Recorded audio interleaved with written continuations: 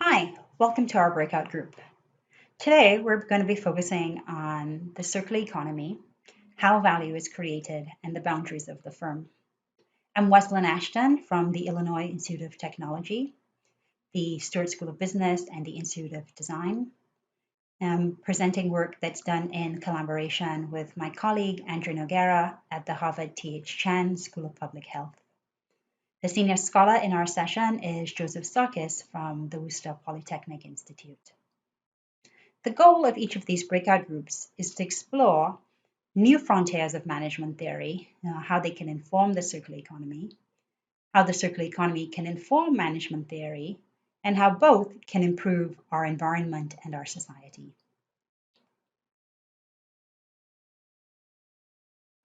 How would you like to have some ice cream? It's a hot summer Saturday. Have this ice cream, but none of its waste. This is the proposal from a company called Loop. Loop was started in 2018 by TerraCycle as a platform to shift consumption of fast-moving consumer goods like ice cream, but also other food, personal care, and cleaning products towards reusable packaging. While TerraCycle has built its business model around recycling of hard-to-manage items like boiled white pens and cigarette butts, Loop aims to be a groundbreaking e-commerce platform that offers zero-waste packaging options for popular products from partners such as Procter & Gamble, Unilever, Nestle, PepsiCo, Coca-Cola, and others. Loop works with suppliers to redesign their packaging for increased durability. Customers purchase product from selected retailers such as Walgreens in the US and Tesco in the UK. They receive their order in a reusable tote via a logistics partner such as UPS. When the items are used up in their homes, UPS collects the empty containers in the tote bag and delivers it to Loop, who then manages cleaning, refilling, warehousing of the packages. Tom Sasky, CEO of TerraCycle, has noted that the success of this initiative is not only about profitability or growth, but also about behavioral and cultural change, moving the world towards the use of durable packaging. We'd like to draw your attention to a couple key insights about what Loop is doing. First, the company sees that they are creating value beyond financial measures and even beyond resource productivity. How do we account for that? How does our management theory account for that? Second, there is no way that Loop could build its circular economy platform on its own. It needs the assets, expertise, operations, and reputation of partners, its suppliers, retailers, logistics, and other support services. How are these partnerships organized, and how are the benefits allocated between them? First, we can think about who is being included in the formulation of the circular economy business model. Who is it for? This firm is engaging the circular economy and consultants and manufacturers to collaborate and redesign products and packaging. It's engaging retailers to sell these goods through their platforms, logistics partners to deliver their products and collect empties, users to purchase these products and return empty packages for refilling, and investors to buy into the concept. Stakeholder theory examines how a firm engages with various actors in their ecosystem and how their actions are influenced by these relationships. To some extent, social network theory does similar things, looking at who is connected to whom and the influence of various actors on each other. It's important to note that we don't always address who is excluded and why from circular economy business models, but it has become more apparent that by ignoring such questions, we are perpetuating inequity in our economies. Next, we can look at the nature of interactions and the exchange of different goods and services among the parties in the system. So here we have conventional transactions between manufacturers, retailers, logistics, customers, and the platform, which trades money for goods.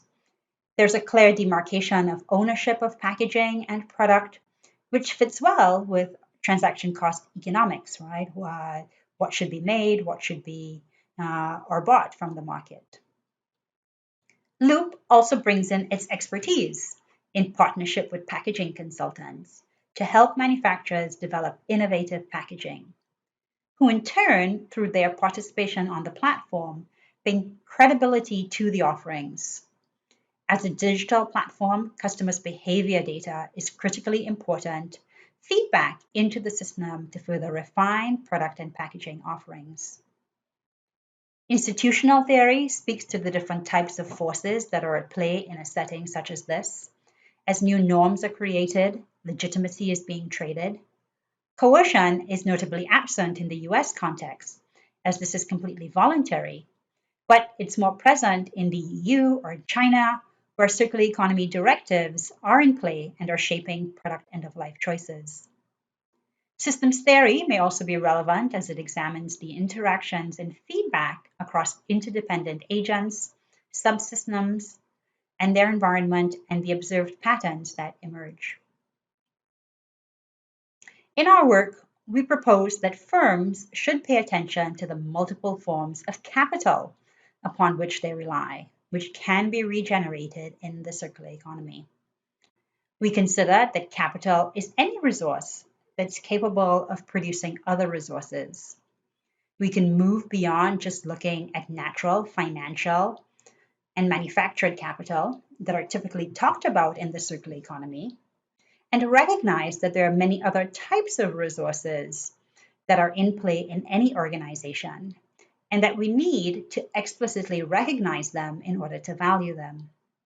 This includes digital capital, the IT infrastructure and data, absolutely essential to successfully run any business today, and the human and social capitals, the people, the networks, the relationships with the political establishment, and distribution of decision making within organizations and outside of them, as well as the cultural values that organizations are embedded in, which they can contribute towards improving through their actions. What is very interesting here is that different actors are important for the flow of overlapping sets of capital. Natural and manufactured capital follows a green supply chain, but political and cultural capital is all about how Loop is working to drive behavioral change among users, manufacturers, and investors. We believe that this view challenges the resource-based view of the firm, as firms need to access resources that they cannot own through such partnerships. And firms must develop and continuously adapt resources which fits into the dynamic capabilities framework, but which has yet to be applied in the circular economy context. We think that the circular economy may be a context that challenges the conventional boundaries and theories of the firm. And we'd love to continue this conversation and look forward to Joe's thoughts.